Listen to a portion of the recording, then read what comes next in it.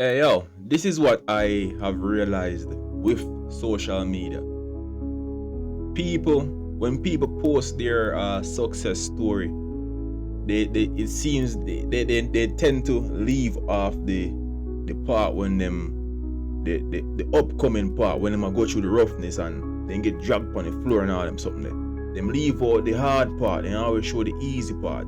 So this is what you need to know. You see me I say? Anything that you're actually working towards, you have to know say it now gonna happen overnight. It gonna take time, sometimes years. You understand? You have to just know say you have an end goal and you have to keep focus. You have to keep a tunnel vision upon the end goal.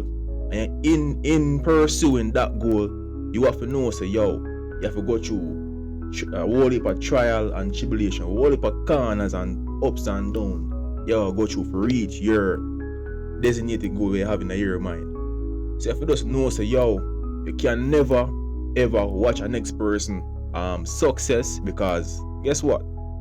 Everybody have them own timing, and God timing, the perfect timing. So never give up, always keep trying. Let's go.